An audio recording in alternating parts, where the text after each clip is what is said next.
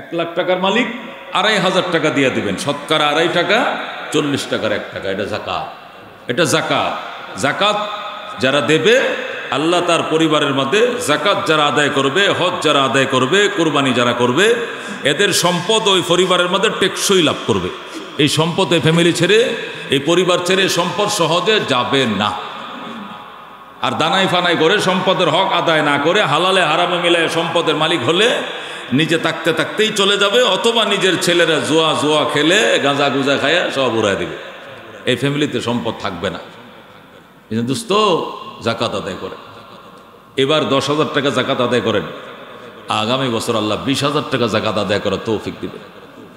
10,000 টাকা জাকাত আদায় করার মানে কত জানেন? 4 লাখ টাকার জাকাত 10,000 টাকা। 1 লাখে মাত্র 2,500, 2 লাখে 5,000, 4 লাখে 10,000, 4 লক্ষ টাকা যাদের আছে তার উপরে 10,000 টাকা জাকাত। এটা কি আল্লাহ বেশি ধার্য করছেন? এটা কি জুলুম করছেন? এটাও যদি মানুষ আদায় না করে, তাহলে আল্লাহ কোন কারণে সম্পদ তার কাছে দিয়ে রাখবে? আল্লাহ সম্পদ তার থেকে নিয়ে যাবে, সে কল্পনাও করতে পারবে না, তার থেকে সম্পদ চলে যাবে। এই জন্য জাকাত আদায় করেন। যাদের কাছে ডাইরেক্ট স্বর্ণ আছে, খেয়াল করে শুনেন, দামি কথা, স্বর্ণ যাদের কাছে আছে 7.5 তোলা স্বর্ণ হলে জাকাত দিতে হবে। 7.5 বড়ি স্বর্ণ হলে জাকাত দিতে হবে। 6 বড়ি পর্যন্ত মাপ, যেই 7 বড়ি মাপ, 7 বড়ির উপরে 7.5 বড়ি হয়ে যাবে, নিচের থেকে পুরা এই 7.5 বড়ি স্বর্ণের দাম 7.5 লাখ টাকা।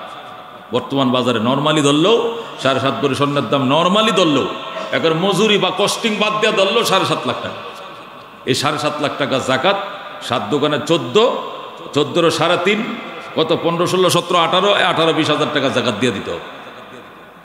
বিষয়টা এমন নয় যে 7.5 বড়ি দিয়ে জাকাত শুরু হয়েছে। তাহলে যার কাছে 8 বড়ি আছে সে কয় বড়ি জাকাত দিবে? 8 বড়িরে জাকাত দিবে। এনেকে অনেকে পণ্ডিতম করে, কয় না 7.5 দিয়ে তো শুরু হয়েছে, আমার কাছে আসে 8, তাহলে আধা বড়ি দিলে হবে, আর বাকিটা তো মাফি। ওইরকম পাটনা মাসলাওয়ালা আছে কি না? আর আল্লাহ তো শুরুই করছে 7.5 বড়ি দিয়া, তা আমার কাছে আছে 10 বড়ি, তাহলে 10 বড়ির থেকে 7.5 বড়ি বাদ দিলে কত থাকে? 2.5 বড়ি। আমি 2.5 বড়ি জাকাত দিব, নিচেরটা তো মাপেই না। শুরু হওয়ার জন্য এইটা দরকার, কিন্তু শুরু হয়ে গেলে A to Z পুরোটাই দিতে হবে। সুবহানাল্লাহ। কি দিয়ে দিবেন জাকাত? টাকা দিয়ে দিবেন। কি দিয়ে দিবেন? টাকা। স্বর্ণের জাকাত কি দিয়ে দেবেন? টাকা দিয়ে দেবেন। এখন 10 বড়ি 20 বড়ি যা আছে তাই। আল্লাহ তাআলা তো আপনাকে সুযোগ দিছে, আপনার এত স্বর্ণের দরকার কি? একটা মেয়েকে সাজানোর জন্য 7 বড়ি স্বর্ণের লাগে না তো? একটা মেয়েকে সাজানো, পাও থেকে মাথার সিতি পর্যন্ত, পা থেকে মাথার সিতি, কান, হাত, বালা বুলা সব বানানোর জন্য 7 বড়ি স্বর্ণ যথেষ্ট হয়। কথা কোন ঠিক কিনা? আপনি এর ভিতরে থাকতেন, কিন্তু আপনি আরো আডানা বাড়াইলেন কেন? আপনি এত লুপ কেন? জাকাত দেন, ট্যাক্স দেন, ব্যবহারের সুযোগ তো আল্লাহ দিছি আপনাকে। মুসলমান, দুইটা বালা যদি মানুষ 2 বড়ি করে 4 বড়ি দিয়ে বানায়, মেন্ডে তো হয়ে গেল। 4 বড়িতে 2টা বালা, 2 হাত, 2 বড়িতে গলা, কত হইল? 6 বড়ি। পরে কানের মধ্যে কি 1 কেজি ঝুলাই রাখা যাব? কান গুন ছিঁড়ে যেত না? এটা কত দূর লাগে? 2টা মিললে না আর 1 বড়ি লাগে? কতক্ষণ ঠিক কিনা? হয়তো গেল। পরে নাকের মধ্যে কত বড় দিবেন? এটা সার কাফের মতো বড় করে দিবেন, নাকের মধ্যে থাকবো না। এটা তো ছোট্ট একটা দেয়, ওটা কত? 2 আনা 1 আনা 1 রতি হাসরতি। কত ঠিক কিনা? তাহলে একটা মানুষ যদি 4 বড়ি দেয়, 2টা কি দেয়? 2টা বালা দেয়। 2 বড়ি দেয় কি গলা দেয়, তো 6 বড়ি। এরপরে 1 বড়ি দেয় কি দেয়? 2টা কান দেয়, 7 বড়ি। এরপরে 2 আনা 1 রতি দেয় কান, আর বাকি আছে। এরপরেও তোমার লাগে, তার মানে কি? দুনিয়াটা সব ঢুকাইবা তোমার আলমারিতে, গোডাউনে। ট্যাক্স দাও। এই জন্য আল্লাহ ট্যাক্স দিছে। আল্লাহকে জুলুম করছে, ট্যাক্স দিতে হবে। কি দিয়ে দিবেন? হুজুর, এই মেয়েটার উপরে যদি প্রতি বছর এই 8 বড়ি স্বর্ণই আসে মাত্র, প্রতি বছর যদি এইভাবে 18-20 হাজার করে দেওয়া লাগে, একদিন তো স্বর্ণ ফুরাইয়া যাবে। যাক ফুরাইয়া তুমি তাড়াতাড়ি নিচে চলে আসো। দিতে দিতে যখন তুমি 7.5-এর নিচে চলে আসবে, তখন মাপ, তখন আর দিতে হবে। তুমি সীমানার, ইসলামের সীমার ভিতরে চলে আসো, আর তোমার দিতে হবে না। নাহমাদুহু ওয়া নাস্তাঈনুহু ওয়া নাস্তাগফিরুহু ওয়া নু'মিনু বিহি ওয়া নাতাওয়াক্কালু আলাইহি ওয়া নাউযু বিল্লাহি মিন শুরুরি আনফুসিনা ওয়া মিন সাইয়্যাতি আ'মালিনা। মান ইয়াহদিহিল্লাহু ফালা মুদিল্লা লাহু ওয়া মান ইউদ্লিলহু ফালা হাদিয়া লাহু। ونشهد أن لا إله إلا الله وحده لا شريك له ونشهد أن سيدنا ومولانا محمدا عبده ورسوله أما بعد فأعوذ بالله من الشيطان الرجيم بسم الله الرحمن الرحيم فأقيموا الصلاة وآتوا الزكاة واعتصموا بالله هو مولاكم فنعم المولى ونعم النصير وقال رسول الله صلى الله عليه وسلم لكل شيء زكاة وزكاة الجسد الصوم وزكاة الجسد الصوم أو كما قال النبي عليه الصلاة والسلام اللهم صل على محمد وعلى آل محمد كما صليت على إبراهيم وعلى آل إبراهيم إنك حميد مجيد اللهم بارك على محمد وعلى آل محمد كما باركت على إبراهيم وعلى آل إبراهيم إنك حميد مجيد معزز مكرم মুসল্লিয়ানে کرام আল্লাহ রাব্বুল আলামিনের দরবারে অসংখ্য শুকরিয়া আমরা পবিত্র রমজানের মাঝামাঝি পৌঁছে গিয়েছি আলহামদুলিল্লাহ। ওই যে গত সপ্তাহে বলছিলাম প্রথম জুমা, আজকে মাঝামাঝি জুমা, আগামী জুমাই বলবো আমরা শেষ পর্যায়ে, প্রায় শেষ পর্যায়ে। নদীর স্রোত আর সময়ের কাঁটা কাহারও জন্য অপেক্ষা করে না। যারা সময়কে কাজে লাগায় ওরা গেইনার, আর যারা অলস অবহেলায় দিন কাটায় ওরা তো বাস শেষ, জিন্দেগি বরবাদ। মহতরম হাজিরিন, আল্লাহ তাআলা পবিত্র রমজানুল মোবারক 2025 সালে আমাদেরকে এ পর্যন্ত আলহামদুলিল্লাহ আজকে 13 তারিখ রমজানের 14 তারিখ মার্চের সুন্দরভাবে পালন করে এসেছি। যে মনিব আমাদেরকে এই সুযোগ দিলেন হায়াতে জিন্দেগিতে, তার দরবার অসংখ্য শুকরিয়া আলহামদুলিল্লাহ। সাজানো সংসার, সাজানো জিন্দিগিতেও টর্নেডো দিয়া মুহূর্তের মধ্যে বিধ্বস্ত করে ফেলানো, এটা আমার আল্লাহর জন্য কোনো ব্যাপার নয়। কতক্ষণ ঠিক কিনা? অত্যন্ত সাজানো গোছানো পরিকল্পিত সংসার, সমাজ, দেশ অথবা জীবন যেটাই বলেন, সব কিছুতেই আল্লাহ সেকেন্ডের ভিতরে এটা ভূমিকম্প দিয়া ধ্বংস করে দিতে পারে। অনেক সুখের সংসার, সুখের দিন যাচ্ছিল, একা একা আল্লাহর দরবারে খুশি হয়ে বলে, আল্লাহ তুমি এত সুখ আমরা দিছো, আমি যেদিক তাকাই দেখি শুধু সুখেই দেখি আর শান্তি দেখি। এমন সংসারও সেকেন্ডের ভিতরে এমন দুঃখ এনে দিতে পারেন যে কানতে কানতে দিন পার হবে না। কথা কোন ঠিক কিনা? তো আল্লাহ তাআলা এরও মাঝে অনেক ভালো রেখেছেন, সুখে রেখেছেন। এই জন্য শুকরিয়া আদায় করলে এই সুখ শান্তি দীর্ঘমেয়াদী হবে। জোরে কোন আলহামদুলিল্লাহ। মহতরম হাজিরিন, জীবন তো আমার নয়, জীবন কি আমার না, কার? আল্লাহ। তাহলে ওনার দেওয়া জীবনটা আমি ভোগ করি, আরেকজনের দেওয়া জিনিস আপনি ভোগ করলে ট্যাক্স দিতে হবে না? ট্যাক্স দিতে হবে কিনা? ট্যাক্স দিতে হয়। এই জন্য রোজা রাখা লাগে। নবী বলেন, ইন্না লিকুল্লি শাইইন যাকাত ওয়া যাকাতুল জাসাদ আস-সাওম। সব জিনিসেরই যাকাত আছে, সকল জিনিসেরই যাকাত আছে, ট্যাক্স আছে। সোজা বাংলায় বলেন ট্যাক্স আছে। যাকাত আল্লাহর দেওয়া ট্যাক্স। আর সরকারি ট্যাক্সকে আমরা ট্যাক্স বলি, আর আল্লাহর দেওয়া ট্যাক্সকে যাকাত বলে আর কি। আল্লাহ বলেন লিকুল্লি শাইইন যাকাত, নবী বলেন, আল্লাহ বলেন না। লিকুল্লি শাইইন যাকাত, প্রত্যেক জিনিসের জন্য ট্যাক্স আছে, যাকাত আছে। ও যাকাতুল জাসাদে আস-সাওম, শরীরের ট্যাক্স হলো রোজা। এই শরীরটা তোমার নয়, এই শরীরটা আমি আল্লাহর দেওয়া। তোমার এই জান এবং এই মাল আমি ক্রয় করে নিয়েছি অগ্রিম জান্নাতের বিনিময়। যেরকম সুবহানাল্লাহ। আল্লাহ বলেন ইন্নাল্লাহা আশতারা মিনাল মুমিনিনা আনফুসাহুম ওয়া আমওয়ালাহুম বিআন্না লাহুমুল জান্নাহ। বান্দা, তোমার জান এবং মাল আমি জান্নাতের বিনিময় তোমার থেকে আমি ক্রয় করে নিয়েছি। তোমার জান মাল এটা আমার কাছে বিক্রি করা, আমার জান্নাত তো তোমার কাছে বিক্রি করা, যেরকম সুবহানাল্লাহ। সুতরাং এই জানের মালিক তুমি না, ওই মালের মালিক তুমি নও। সুতরাং আমার কাছে বিক্রি করা জান যদি তুমি ইউজ করো, ব্যবহার করো, ট্যাক্স দিতে হবে। কি দিতে হবে? সরকারি জিনিস ব্যবহার করলে আমরা ট্যাক্স দিচ্ছি, বিদ্যুৎ ব্যবহার করে বিদ্যুতের বিল দেই, ময়লা ফেলানোর সুবিধা ব্যবহার করে ময়লা ফেলার বিল দেই, পৌরসভার নানান সুবিধা আমরা বুক করি, পৌর ট্যাক্স দিতে হয়। আল্লাহ বলেন এই জান এটা আমার, তোমাকে দিয়েছিলাম, তুমি স্বেচ্ছায় আমার কাছে জান্নাতের আশায় বিক্রি করে দিয়েছো, আবার তোমাকে ইউজ করার পারমিশন দিলাম, তুমি ব্যবহার করো, তবে ট্যাক্স দিতে হবে। এই জন্যই বছরে একবার জীবনে ট্যাক্স দিয়া রোজা পালন করতে হয়, যেরকম সুবহানাল্লাহ।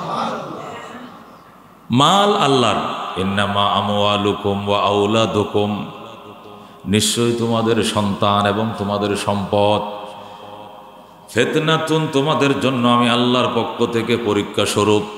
অন্য আয়াতের মধ্যে নিয়ামত বলছেন, এই আয়াতের মধ্যে ফিতনা বলছেন, পরীক্ষা বলছেন। জান আল্লাহর, মালও আল্লাহর, সন্তানও আল্লাহর, সব কার? আল্লাহর। সুতরাং আল্লাহর জান আমি ব্যবহার করি, জানের উপরে ট্যাক্স আছে, রোজা রাখি। আল্লাহর মাল আমি ব্যবহার করি, মালের উপরে ট্যাক্স আছে, যাকাত দিতে হয়। কি দিতে হয়? যাকাত দিতে হয়। আল্লাহ বলেন ফাকিমুস সালাতা, নামাজ কায়েম করো, পড়িও না, কায়েম করো। কায়েম করা মানে নিজেও পড়া, অধীনস্থদেরকে পড়ানো, নিজেও পড়া, ফ্যামিলির মধ্যে পড়ানোর অভ্যাস তৈরি করা, নিজেও পড়া, বেনামাজিকে নামাজের দাওয়াত দেওয়া, নিজেও পড়া, সাথীদেরকে নিয়ে একসাথে জামাতের সাথে পড়া, নিজে পড়া, লোকদেরকে নিয়ে কাতার সোজা করে পড়া। সুবহানাল্লাহ। আকিমুস সালার অনেক ব্যাখ্যা আছে। জামাতে পড়া, কাতার সোজা করে পড়া, ইমামের কেরাত মনোযোগ সহকারে শোনা, নীরব থেকে শোনা, নিস্তব্ধ থেকে শোনা। আকিমুস সালার বহু ব্যাখ্যা। ওয়া আতুজ যাকাত, এবং যাকাত আদায় করো, নামাজ কায়েম করো, যাকাত আদায় করো। যাকাত আদায় করা, যাকাত দেব কেন? কষ্ট করে টাকা ইনকাম করে আমি দিয়ে দিব গরিবের হাতে। আল্লাহ কই সম্পদ তোমার নয়, এটা আমার দেওয়া সম্পদ, তুমি ব্যবহার করছো, ট্যাক্স দাও। আমি একদলকে গরিব বানাইয়া তোমার দুয়ারে পাঠায় দিব, বাঙ্গা বাসন নিয়ে রাস্তার মোড়ে বসবে, আর তোমার পকেট ভরা টাকা দিব, তুমি তাকে ট্যাক্স দিবা। সে পাইলেই আমি আল্লাহ পেয়ে গেলাম, সে পাইলেই আমি পেয়ে গেলাম। এই জন্য অন্যের জিনিস ব্যবহার করলে অবশ্যই ট্যাক্স দিতে হবে, ভাড়া দিতে হবে, কর দিতে হবে। আল্লাহর জান আমি ব্যবহার করে ট্যাক্স দিতে হয়। এই জন্য আল্লাহর হুকুমে আমার খাবার বন্ধ, আমার পান বন্ধ, আমার স্ত্রীর মেলামেশা বন্ধ। আমি রমজান মাসে দিনের বেলা কিছুই করতে পারি না। কেন? মালিক যিনি জানের মালিক, উনি আমার উপরে কর বসায় দিয়েছেন, খাওয়া দাওয়া করা যাবে না। বাস দিনের বেলা আমি ফুললি স্টপ। তো দ্রুপ সম্পদ আমার আল্লাহ। মনে করি এটা আপনার যদি কোন আমার, তাহলে এই কথাটা হবে কারুনের। মুসা বলছিলেন আহসিন কামা আহসানাল্লাহু ইলাইক। কারুন রে, আল্লাহ যেমনি তোর প্রতি দয়া করছে, অসংখ্য সম্পদের মালিক বানাইছে, তুইও মানুষের প্রতি দয়া কর। কারুন কে বলছে? কে বলছে আমার সম্পদ দিয়েছে আল্লাহ? পৃথিবীর ফরস পাথর খুঁজে পেয়েছি আমি, অনেক কাঠ ফুরায় আমি ফরস পাথরের সন্ধান পেয়ে রাতভর ফরস পাথর দিয়ে পাথর ঘষি, সকালবেলা পাথর সোনা হয়ে যায়। আল্লাহ তাআলা কারুনরে ফরস পাথরের সন্ধান দিছিল। এই দামি পাথরের সন্ধান পেয়ে সে পৃথিবীতে বহু পাথরকে সে সোনা বানাইতে সক্ষম হয়। দামি পাথর দুই প্রকার, আমি তো বলছিলাম। একটাকে বলে কি পাথর? কসুটি পাথর। কি পাথর কয়? কোষ্টি পাথর। কোষ্টি পাথর। আর একটা হলো ফরস পাথর। কোষ্টি পাথর বলা হয় স্বর্ণ না তামা, ভেজাল সোনা না সঠিক সোনা বোঝার জন্য যেটাতে পরীক্ষা করে, এটাকে কোষ্টি পাথর। আর ফরস পাথর কাকে বলে? যে পাথরের সাথে নর্মাল পাথর পেঁচায় বাইদে রেখে দিলে খাটের নিচে, সকালবেলা উঠে দেখবো ওইটাও সোনা হয়ে গেছে। সুবহানাল্লাহ। দামি পাথর সংগ্রহ করা কঠিন, সবার ভাগ্যে মিলে না। আল্লাহ কারুনকে সম্পদের পাহাড় দিলেন। কিতাবের মধ্যে লেখে কারুনের সম্পদের যে গোডাউনগুলো ছিল, গোডাউনের যে তালাগুলো ছিল, তালার যে চাবিগুলো ছিল, এই চাবি বহন করার জন্য 70টা উটের প্রয়োজন হতো। 70টা উট লাগতো তার চাবি বহন করতে। এখন কি পরিমাণ গোডাউনের সম্পদের প্রাসাদের সে মালিক ছিল, তার চাবি বহন করলে 70টা উট লাগে। এই কারুনকে আল্লাহ বললেন আহসিন কামা আহসানাল্লাহু ইলাইক, আমার বান্দা আমি আল্লাহ তোর প্রতি যেরকম দয়া করেছে তুই দয়া কর, তুই দে গরিব দুঃখীদেরকে দে। নাশানিদ, সে শুনে নেই, ওলাকে নিশানিদি, কিন্তু পরে শেষ তোমরা শুনেছ। প্রশান্ত মহাসাগরের ওই এরিয়াটাই সবচেয়ে গভীর এখনো পর্যন্ত, যে এরিয়াতে কারুন তার সম্পদ নিয়ে দেবে গিয়েছিল, ওইটাই প্রশান্ত মহাসাগরের সবচেয়ে নিম্নতম গভীরতম জায়গা, যেখানে সে তার সম্পদ নিয়ে দেবে গিয়েছিল। ওইটাই পৃথিবীর সবচেয়ে গভীরতম জায়গা। একবারে সম্পদ সহ কারণ সব আল্লাহ দাবিয়ে দিয়ে দিছে। কি বুঝাইলেন আল্লাহ তাআলা? মাল আমার, সম্পদ আমার, তুমিও আমার, তোমার জান আমার, তোমার মালও আমার, সুতরাং আমাকে মাঝে মাঝে ট্যাক্স দিতে হবে। ইহুদি ধর্মের মধ্যে 100 টাকা ইনকাম করলে 70 টাকায় দিয়ে দেওয়া, 30 টাকা রাখে খাওয়ার জন্য, 70 টাকা দিয়ে অস্ত্র কেনার জন্য, মুসলমানকে মারার জন্য। আর খ্রিস্টান ধর্মের মধ্যে 60 টাকা খরচ করে 40 টাকা অস্ত্র কিনে মুসলমানকে মারার জন্য। আর মুসলমানদেরকে দিচ্ছে 2.5 টাকা মাত্র। তুই 97.5 টাকা খাবি, 2.5 টাকা গরিব মানুষের হাতে দিয়ে দিবি। এইটাও দিতে মুসলমান রাজি না, এই জন্য মার খায়। এই জন্য মুসলমানের অস্ত্র কম, মুসলমানের কি শত্রু মোকাবেলার কি ফাইটার কম, জেট কম, অস্ত্র কম, মানে যা প্রয়োজনীয় সরঞ্জামাদি দুশ্মন মোকাবেলার জন্য মুসলমান সব পেটে ঢুকায়, সব পেটে ঢুকায়। এত কষ্টের টাকা আমি গরিবদের দিব কেন? টাকা কামাইতে কষ্ট লাগে, হাত বাড়াইলো অত সহজ, কিন্তু কামানো বড় কষ্ট। এই বলে বলে গরিবদেরকে ধাক্কা মেকাতে তাড়িয়ে দিই। আল্লাহ ওয়াল্লাযীনা ইয়াকনিজুনা আয-যাহাবা ওয়াল ফিজ্জাতা, যারা স্বর্ণ রূপর কাঁচ তৈরি করবা, গোডাউন তৈরি করবা, আর তার হক আদায় করবা না, মনে রাখো এটি তোমার জন্য কঠিন শাস্তিতে পরিণত হবে। আয়াতের ব্যাখ্যার মধ্যে বুখারীর হাদিস, নবীজি বলেন ওই সম্পদ আশদাহা, সাপ বিষাক্ত, আশদাহা মানে বিষাক্ত অজগর, গলার মালা হইয়া পুরা শরীরে পেঁচাইয়া এরপরে গলার মধ্যে ঠুকর মারবে। আমার মালিক আদেশ করেছেন সম্পদের হক কেন আদায় করো না? তোমাকে দংশন করার জন্য। একবার শুধু ফুস করে আঘাত করবে, 70 গজ মাটির নিচে ঢুকে যাবে, নাউজুবিল্লাহ। আবার সেখান থেকে ফেরেশতা উঠাবে, আবার তাকে আঘাত করবে। আল্লাহু আকবার। বন্দা বলবে তুই কে রে? বলবে আনা কানজুকা আলা মালুকা। তখন সাপ বলবে আমি তোমার গচ্ছিত সম্পদ, আমি তোমার গোডাউনের মাল। আল্লাহ আমাকে সর্প বানায়া তোমাকে দংশন করার জন্য আমাকে নিয়োজিত করেছে। এজন দুস্থ পৃথিবীতে যদি সচ্ছলতা ধরে রাখতে চান, সচ্ছলতা আনতে চান, যাদেরকে আল্লাহ সচ্ছলতা দিয়েছে এটাকে টেকসই করতে চান, ধরে রাখতে চান, যে আল্লাহ দণ্ডলত অনেক দিছে, আমি চাই আমার মরার পরেও যেন আমার বংশ বা আমার প্রজন্মের মধ্যে অর্থবিত্ত থাকে, তাহলে তার হক আদায় করতে হবে। 1 নম্বর তার যাকাত আদায় করতে হবে, হজ করতে হবে, কোরবানি আদায় করতে হবে, গরিব দুঃখীর হক আদায় করতে হবে। আল্লাহ তাআলা একই ফ্যামিলিতে, মানে একই বাবা মার গর্বে, একই বাবা মার ঘরে 2টা ছেলে দিছে। একটা ঢাকা শহরে বাড়িওয়ালা, আরেকটা ওই বাড়িতেই দারোয়ান। একই মায় পেটে রাখছিল 2টা ভাইকে, একই বাবার পিঠের পানি মায়ের গর্ভে ঢুকছে। জন্ম নেওয়ার পরে একজন আইসা ঢাকা শহরে বাড়ি বানায় ফেলছে, আরেকজন রিক্সা চালায়। তো রিক্সা যে চালায় তার লজ্জা লাগে, রিক্সা চালান লাগতো না, আমার বাড়িতে তো দারোয়ান লাগে, বেতন তো দেই 12,000 15,000, তুই থাক আমার বাড়িতে। তো ওই মায়ের আরেক ছেলে তার বড় ভাইয়ের বাড়িতে কি দারোয়ান, আমি চিনি। আমি জানি, নাম বলবো না, কারণ ইউটিউবে চলে যাবে জায়গা মতো কথাটা। বাড়িওয়ালাও চিনে লইব, ওই দারোয়ানও শুনে লইব। আমার ইউটিউব তো সারা দেশে ভাইরাল, ইউটিউব এনে সেট করা আছে, কথা বললেও খুব হিসাব করে বলতো। ওই বাড়িওয়ালারও চিনি, একসাথে নামাজ পড়ি। ও তার বাইরে তার বাড়িতে দারোয়ান, হেরেও চিনি, আমার চোখে দেখা। আর বাকি কি আর এরকম ঘটনা দুনিয়াতে আরও আছে না? অনেক আছে, আমি চিনি না, আমার জানা না, এরকম বহু ফ্যামিলি এরকম আছে।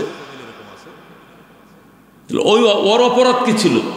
ওই তো এই মায়েরই সন্তান, তার কি অপরাধ ছিল? সে কেন রিক্সা চালাবে? আর তার ভাই কেন সাততলা বাড়ির মালিক বনশ্রীতে, রামপুরাতে।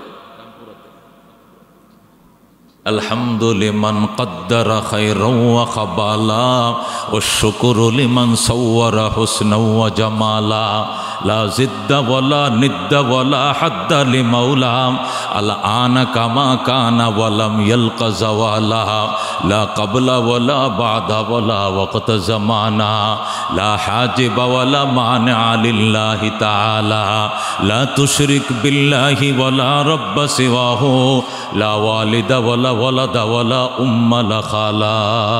সুবহানাল্লাহ। লা জিদ্দা ওয়ালা নিদ্দা, তার কোনো উদাহরণ নাই, তার কোনো দৃষ্টান্ত নাই। ওয়ালা হাদ্দা লিমাওলা, আমার মনিবের কোনো প্রশংসার সমাপ্তি নাই, শেষ নেই। তিনি এখনো এমন, আগেও ছিল যেমন, ভবিষ্যতে থাকবেন তেমন। যেরকম সুবহানাল্লাহ। উনি একই মায়ের ঘরের একটা সন্তানকে কালো বানাইলেন, আবার এই মায়েরই আরেকটা সন্তান, তার বাবাও এক মাও একই, পরের সন্তানটা আবার সুন্দর। আগের ছেলেটা কালো, পরের ছেলে সুন্দর, মানুষ বুঝতেও পারবে না যারা একই মায়ের দুটো সন্তান। কে করেন? আল্লাহ। এই জন্য আল্লাহ বলেন হক আদায় করো মালের। আল বিদায়া ওয়ান নিহায়া, একটা কিতাব আছে, রেফারেন্স দিয়ে বলি। আল্লাহু আকবার। কিতাবের মধ্যে লেখে মিশরে এক রাজপুত্র, মিশরের এক বিশাল বড় রাজার ফুলা, রাজার ফুলা, সেও রাজা হবে, বিয়ে করছে। বিবাহ করার পর ছাকলাইতে মেজবান, আগের দিনে যে মেজবান, এক দুপুরতে খাওয়া শুরু হইতো, রাত পর্যন্ত খাওয়াইতো। বাস গরু আর উঁট ফেলতেছে, রান্না হচ্ছে, খাবার চলছে, রান্না হচ্ছে, খাবার চলছে, যতক্ষণ মানুষ আসবে শুধু খাওয়াবে। তো খাওয়াইতে খাওয়াইতে খাওয়াইতে অলিমার অনুষ্ঠান, সুন্নতে অলিমা খাওয়াচ্ছে, সন্ধ্যা হয়ে গেছে। তো তার টার্গেট হলো যে বেলা ডুবার পরে আর খাওয়াবে না। তো বেলা ডুবার পরেও একজন মিসকিন আসছে, অসহায় মিসকিন এসে বলতেছে, অনেক দূর থেকে এসছি, শুনেছি আপনাদের বাড়িতে বিরাট বড় মেজবান, দিনভর মানুষ, হাজার হাজার মানুষ খেয়েছে। আমি দূরের মানুষ তো, আমার গাড়ি ঘোড়া নাই, হেঁটে আসতে আমার অনেক কষ্ট হয়েছে, নদী পার হইতে দেরি হয়েছে, আমাকে এক মুঠ খেতে দেন। বিদায়াওয়ালা নেহায়াওয়ালা লেখে। তো ওই রাজপুত্র যে বিয়ে করলো সে বলল যে না, এখন তোমাকে দিলে আরো 10 জন বসবে। কথাই সিদ্ধান্তই, বেলা ডুবার পরে মাগরিবের আজান হয়ে গেছে, আর খেতে দেওয়া হবে না। তো আগের দিনে তো চটের মধ্যে মাটিতে বসে খাওয়াইতো, চট আছে না, ওই যে জোটের চট বসে। তো ওই লোকটা এখানে বসে গেছে, সেখানে উঠাইয়া দিয়া চটটা ভাঁজ করে ঝাড়ে উঠাই ফেলছে, যাও যাও যাও যাও, শেষ নাই, রাতভর খাওয়াইলেও ফুরাবে না, শেষ নাই, মানুষ আসতেই থাকবে। ওই লোকটা রাস্তা দিয়ে হাঁটে আর বাড়ির দিকে যাকে, মওলা মেজবান করার ক্ষমতা তুমি দিছো, আর এক মুঠ খাবারের জন্য তার বাড়ির দুয়ারাতে তুমি আমাকে নিছো, খেলা কিন্তু তোমার হাতে, আমার হাতে কিছুই না। কানে ধরছি জীবনে, আর কাহারো বাড়িতে আমি যাব না। আমি জানতে চাই তুমি রাজ্জাক কিনা। তুমি যদি রাজ্জাক হও তাহলে আমি আব্দুর রাজ্জাক। আল্লাহু আকবার। তুমি যদি রিজিক দাতা হও, আমি রিজিক দাতার গোলাম। আমার রিজিক আমার বাড়িতে পৌঁছায় দাও, এটা তোমার দায়িত্ব। কানও ধরছি জীবনে কাহারো বাড়িতে যাব না। আল্লাহু আকবার। এই বলে কানতে কানতে ছেলেটা বাড়িতে গেল, শপথ নিছে আর কাহারো বাড়িতে কোনোদিন কিছু ছাবে না, খুঁজবে না, খাবে না। বিদায়ওয়ালা লেখে ওই রাত্রেই পেটের পীড়া শুরু হইল ওর, ওই রাজপুত্র যে বিয়ে করছে, পেটের পীড়া এমন শুরু হয়েছে, হাসপাতালে ভর্তি, বহু চেষ্টা করা হচ্ছে, সুস্থ হয় না। অল্প দিনের ভিতরে তার শরীরের গঠন স্বাস্থ্য এমন খারাপ হয়েছে, সে মৃত্যুর সাথে পাঞ্জা লড়ে। তার শরীরের অবস্থা দেখে যে রাজকন্যা বিয়ে হয়েছিল ওই রাজকন্যা বলে আমি তোমার বাড়িতে থাকবো না, নিশ্চয়ই তোমার উপরে কোনো অভিশাপ লেগেছে, না হলে তোমার ওই গোলাপের মতো চেহারা এখন এই অবস্থা কেন? নিশ্চয়ই তোমার জীবনে কোথাও কোনো ভুল ত্রুটি হয়েছে, না হলে চিকিৎসা ধরছে না কেন, তোমার শেফা হচ্ছে না কেন? বড় বড় হাসপাতাল তোমাকে ঘোরানো হচ্ছে, অর্থের তো অভাব নেই তোমার। ছেলেরা কান্দে তুমি আমাকে রেখে যাইও না, আমার বাবা বড় আশা করে মহব্বত করে তোমাকে চয়েস করে বিয়ে করেছে। বল না আমি থাকবো না। মেয়েটা চলে গেল। বাবা বলল তুমি চলে আসলি কেন? এমন এক অভিশপ্ত সন্তানের কাছে বিয়ে দিছো, এর উপরে কাহারও কোনো অভিশাপ লেগেছে, নিশ্চয়ই সে ধুকে ধুকে মারা যাচ্ছে, এর গড় করার কোনো পরিবেশ নেই, আমাকে অন্যত্র বিয়ে দাও। আচ্ছা থাকো, 3 মাস 10 দিন তো পার করতে হবে। এই কিছুদিন থাকতেছে ইদ্যুৎ পালন করার জন্য বাবার বাড়িতে থাকতে থাকতে শুনে যে এক নতুন ধনী বিরাট বিল্ডিং টিল্ডিং বানাইছে, রাজপুত্রের মতো বিরাট নতুন সংসার, খুব সাজানো গোছানো। ওখান থেকে প্রস্তাব আইছে মেয়েকে বিয়ে করার জন্য, তো নতুন করে বিয়ে দিল। বিবাহ দেওয়ার পরে ওই ছেলেও নতুন ধনী এই মেয়েকে রাজকন্যাকে বিয়ে করছে। বিবাহ করার পরে অলিমার অনুষ্ঠান করছে। অলিমার অনুষ্ঠান করার পর দিনভর খাওয়াইতে খাওয়াইতে সন্ধ্যার সময় এই মিসকিন আইছে। এই দিনও এক মিসকিন ঘটনাক্রমে আসছে। আসার পরে বলে আমি অনেক দূর থেকে এসেছিলাম গো, 3 দিনের উপবাস, খোদায় কলিজা ছিঁড়ে যায়, খেতে দেন।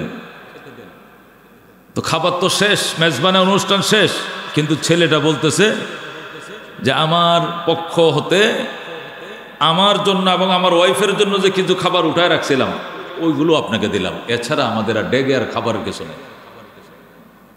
স্বামী স্ত্রীর জন্য যে পার্সোনাল কিছু খাবার রাখছিল তারা নতুন দম্পতি খাবে, এখান থেকে ওই ফকিরকে ঘরে আইনা নিজের ঘরে বসায় খাওয়াইতে দিছে। দেওয়ার পর অনেকক্ষণ ধরে ওই লোকটা খাইলো, খাওয়ার পরে বলল মা আমাকে একটু পানি দেন। যখন ওই মহিলা নতুন মেয়ে যিনি নতুন ঘরে বিয়ে হয়ে আসছে, এই মেয়ে যখন পানি দিতে গেল চোখে চোখ পড়ছে, চিল্লান দে মেয়েটা অজ্ঞান হয়ে গেছে। তো স্বামী বলতে তুমি চিল্লান দে অজ্ঞান হইলা কেন? সে কথা বলতে পারে না। পানি ঢালতে ঢালতে ঢালতে তার জ্ঞান ফিরে আসছে। কি হলো তোমার? এই ফকির কি তোমার দিকে চোখ মারছে? কোনো অপমানজনক কোনো সিগন্যাল দিছে? কয় না। তো তুমি অজ্ঞান হয়ে গেলে চিল্লান দেয়া? স্বামী গো তুমি জানো না, তোমার আগে আমার বাবা আর একটা রাজপুত্রের কাছে বিয়ে দিয়েছিল আমাকে, সেখানে সংসারটা বেশি দিন টিকে না, আমি চলে আসছি। এসে বেশ কিছুদিন পর আমার বাবা তোমার হাতে আবার নতুন করে বিয়ে দিল। তুমি জানো কিনা আমি জানি না, এটা কিন্তু আমার দ্বিতীয় বিবাহ। আজকে তোমার ঘরে আসার পরে প্রথম তোমাকে নিয়ে খেতে বসবো, হঠাৎ করে মিসকিনে কলিং বেল টিপ দিল আর পাতের খাবার তাকে উঠায় দিলা। আগে তো খেয়াল করতে পারি নাই। পানির গ্লাস ওকে উঠায় দেওয়ার টাইমে দেখি সে তো আমার আগের স্বামী, যেরকম আল্লাহু আকবার, সে তো রাজপুত্র ছিল, সে কি করে আজকে তোমার বাড়িতে মেহমান হয়? ভিক্ষুক সে যে তোমার খেতে আসে, এই বিষয়টা আমি আমার সহ্য করতে পারি নাই, কন্ট্রোল করতে পারি না আমাকে, এই জন্য আবেগে আমি চিল্লাতে অজ্ঞান হয়ে গেছে। স্বামী বলে এটাই সহ্য করতে পারো না, তার চেয়ে বড়টা আমি সহ্য করছি। তো তার মানে তার চেয়ে বড়টা আমি শুয়ে বসে আছি, তুমি এইটুকু সহ্য করতে পারলা না? তো তার চেয়ে বড়টা মানি ওই এই ছেলের ঘরে যখন তুমি প্রথম বিয়ে হয়েছিলা, ওই দিনও একজন ফকির গিয়েছিল ওই বাড়িতে খাওয়ার জন্য, তখন তোমার ওই স্বামী আমাকে উঠিয়ে দিয়েছিল। ওই ফকির আর কেউ ছিল না, সেই ফকির ছিলাম আমি, তোমার দ্বিতীয় স্বামী। যেরকম আল্লাহু আকবার। বিদায়া আর নেহায়া, এই বাস্তব ঘটনা কিতাবে এনে দুনিয়াবাসীকে, ও দুনিয়ার মুসলমান হওয়ার যাই হও, মানব যদি হও, তোমাকে বিশ্বাস করতে হবে সম্পদের মালিক কে? আল্লাহ। এই জন্য আল্লাহ মালের উপর ট্যাক্স বসাইছেন 2.5%। কয় পার্সেন্ট? 40,000 টাকার মালিক 1,000 টাকা দিয়ে দিবেন, 40 লাখ টাকার মালিক 1 লাখ টাকা দিয়ে দেবেন, 1 লাখ টাকার মালিক 2,500 টাকা দিয়ে দিবেন। শতকরা 2.5 টাকা, 40 টাকার 1 টাকা। এটা জাকাত। এটা জাকাত। জাকাত যারা দেবে, আল্লাহ তার পরিবারের মধ্যে জাকাত যারা আদায় করবে, হজ যারা আদায় করবে, কোরবানি যারা করবে, এদের সম্পদ ওই পরিবারের মধ্যে টেকসই লাভ করবে। এই সম্পদ এই ফ্যামিলি ছেড়ে, এই পরিবার ছেড়ে সম্পদ সহজে যাবে না। আর দানাই ফানাই করে সম্পদের হক আদায় না করে হালালে হারামে মিলায় সম্পদের মালিক হলে নিজে থাকতে থাকতেই চলে যাবে, অথবা নিজের ছেলেরা জুয়া খেলে গাঁজা গুজা খায় সব উড়ায় দিবে। এই ফ্যামিলিতে সম্পদ থাকবে না। দোস্ত জাকাত আদায় করে, এবার 10,000 টাকা জাকাত আদায় করেন, আগামী বছর আল্লাহ 20,000 টাকা জাকাত আদায় করার তৌফিক দিবে। 10,000 টাকা জাকাত আদায় করার মানে কত জানেন? 4 লাখ টাকার জাকাত 10,000 টাকা, 1 লাখে মাত্র 2,500, 2 লাখে 5,000, 4 লাখে 10,000, 4 লক্ষ টাকা যাদের আছে তার উপরে 10,000 টাকা জাকাত। এটা কি আল্লাহ বেশি ধার্য করছেন? এটা কি জুলুম করছেন? এটাও যদি মানুষ আদায় না করে তাহলে আল্লাহ কোন কারণে সম্পদ তার কাছে দিয়ে রাখবে? আল্লাহ সম্পদ তার থেকে নিয়ে যাবে, সে কল্পনাও করতে পারবে না, তার থেকে সম্পদ চলে যাবে। এই জন্য জাকাত আদায় করেন। যাদের কাছে ডাইরেক্ট স্বর্ণ আছে, খেয়াল করে শুনেন, দামি কথা, স্বর্ণ যাদের কাছে আছে 7.5 তোলা স্বর্ণ হলে জাকাত দিতে হবে, 7.5 বড়ি স্বর্ণ হলে জাকাত দিতে হবে। 6 বড়ি পর্যন্ত মাপ, যেই 7 বড়ি মাপ, 7 বড়ির উপরে 7.5 বড়ি হয়ে যাবে, নিচের থেকে পুরা এই 7.5 বড়ি স্বর্ণের দাম 7.5 লাখ টাকা। বর্তমান বাজারে নর্মালি ধরলেও 7.5 বড়ি স্বর্ণের দাম নর্মালি ধরলেও, এখন মজুরি বা কস্টিং বাদ দেওয়া ধরলেও 7.5 লাখ টাকা। এই 7.5 লাখ টাকা জাকাত 7 দোকানে 14, 14 3.5 কত, 15, 16, 17, 18, 20,000 টাকা জাকাত দিয়ে দিতে হবে। বিষয়টা এমন নয় যে 7.5 বড়ি দিয়ে জাকাত শুরু হয়েছে, তাহলে যার কাছে 8 বড়ি আছে সে কয় বড়ি জাকাত দিবে? 8 বড়িরে জাকাত দিবে। এনেকে অনেকে পণ্ডিতকাম করে, কয় না 7.5 দিয়ে তো শুরু হয়েছে, আমার কাছে আসে 8, তাহলে আধা বড়ি দিলে হবে, আর বাকিটা তো মাফি। ওইরকম পাকনা মাসলাওয়ালা আছে কি না? আর আল্লাহ তো শুরুই করছে 7.5 বড়ি দিয়া, তা আমার কাছে আছে 10 বড়ি, তাহলে 10 বড়ির থেকে 7.5 বড়ি বাদ দিলে কত থাকে? 2.5 বড়ি, আমি 2.5 বড়ি জাকাত দিব। নিচেরটা তো মাপেই না। শুরু হওয়ার জন্য এইটা দরকার, কিন্তু শুরু হয়ে গেলে A to Z পুরোটাই দিতে হবে। সুবহানাল্লাহ। কি দিয়ে দিবেন জাকাত? টাকা দিয়ে দিবেন। কি দিয়ে দিবেন? টাকা। স্বর্ণের জাকাত কি দিয়ে দেবেন? টাকা দিয়ে দেবেন। এখন 10 বড়ি 20 বড়ি যা আছে তাই। আল্লাহ তাআলা তো আপনাকে সুযোগ দিছে, আপনার এত স্বর্ণের দরকার কি? একটা মেয়েকে সাজানোর জন্য 7 বড়ি স্বর্ণের লাগে না তো? একটা মেয়েকে সাজানো, পাও থেকে মাথার সিতি পর্যন্ত, পা থেকে মাথার সিতি, কান, হাত, বালা বুলা সব বানানোর জন্য 7 বড়ি স্বর্ণ যথেষ্ট হয়। কথা কোন ঠিক কিনা? আপনি এর ভিতরে থাকতেন, কিন্তু আপনি আরো আডানা বাড়াইলেন কেন? আপনার এত লুপ কেন? জাকাত দেন, ট্যাক্স দেন, ব্যবহারের সুযোগ তো আল্লাহ দিছি আপনাকে। মুসলমান, দুইটা বালা যদি মানুষ 2 বড়ি করে 4 বড়িতে বানায়, মেন্ডে তো হয়ে গেল।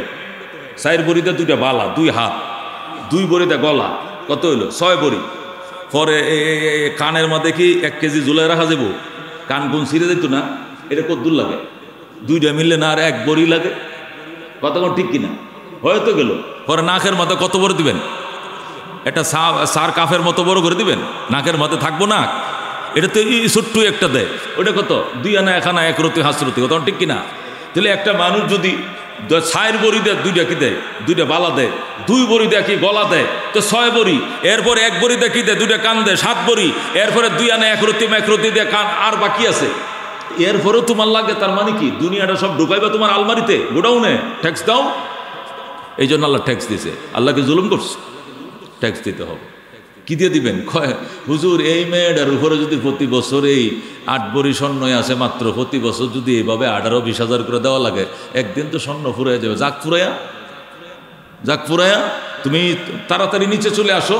দিতে দিতে যখন তুমি 7.5-এর নিচে চলে আসবে, তখন মাপ, তখন আর দিতে হবে না।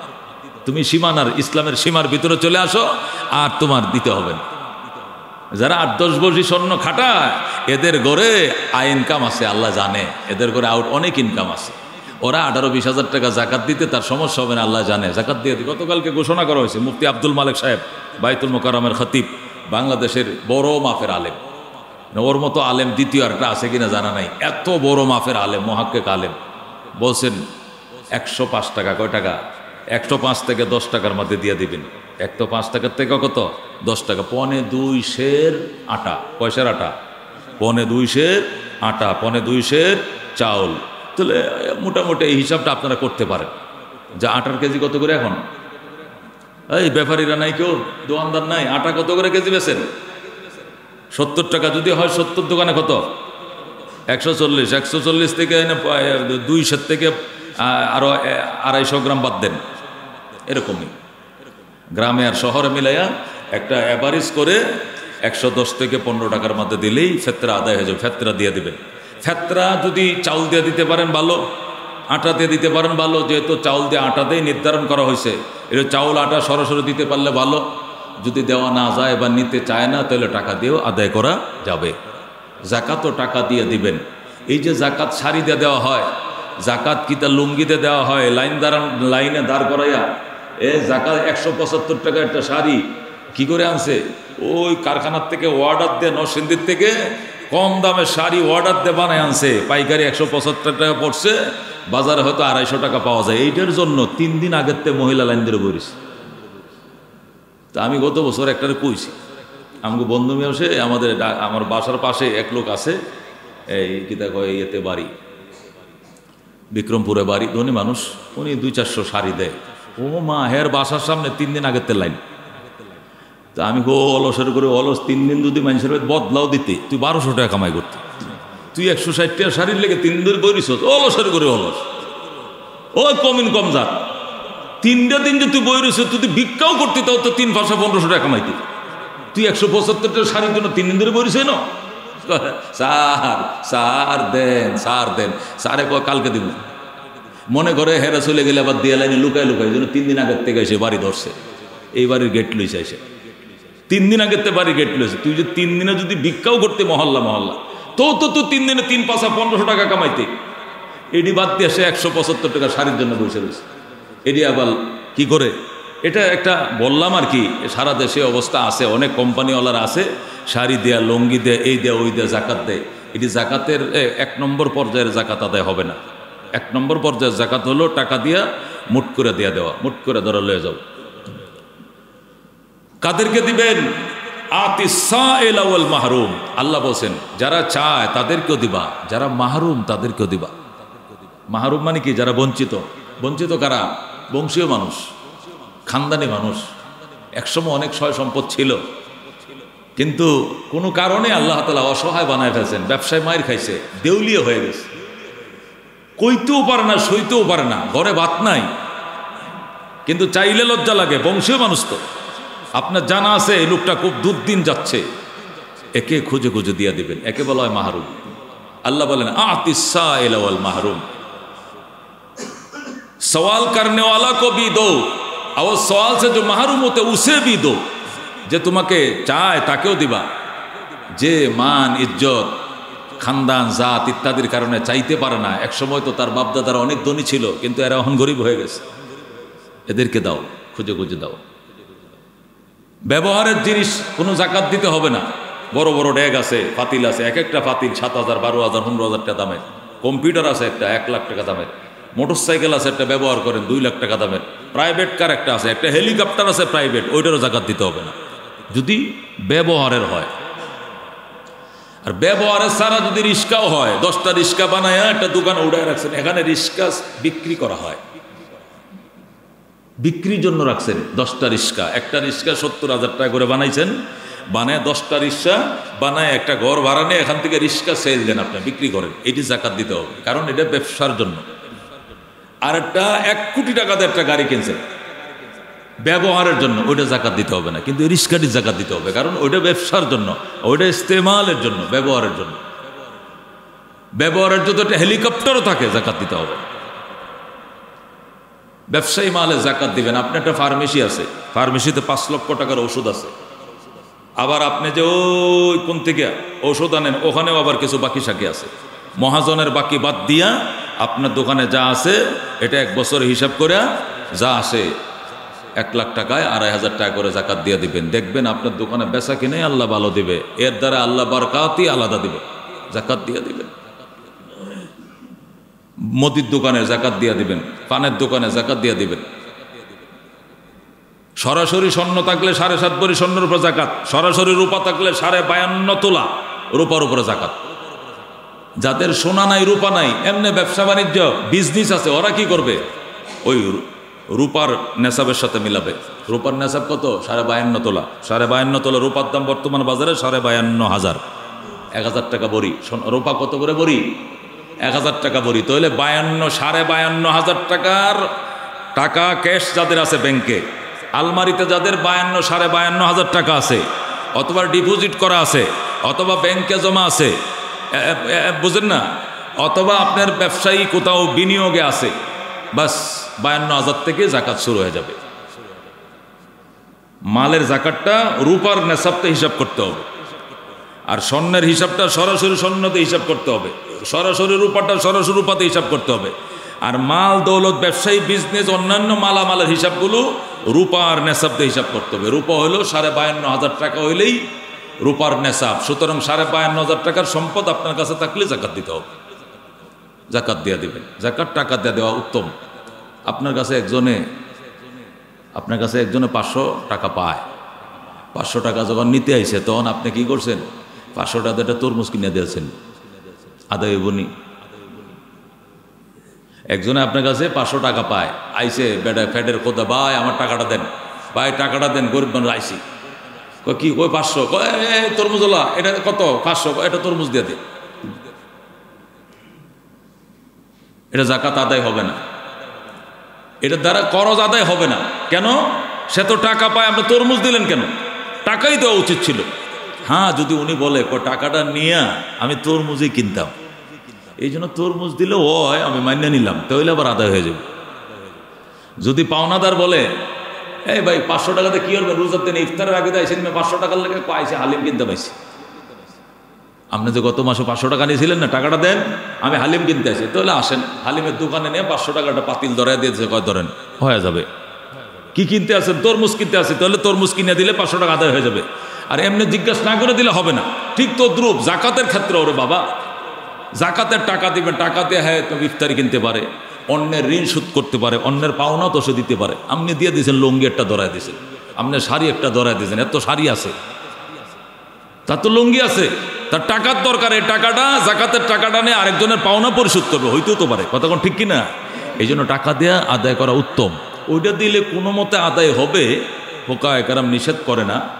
এ শাড়ি, লুঙ্গি ইত্যাদি দিয়ে যে দেওয়া হয়, এটা হিসাব করে যদি দেয় কোনো মতো আদায় হবে, কিন্তু 1 নম্বরের পর্যায়ে আদায় হবে না।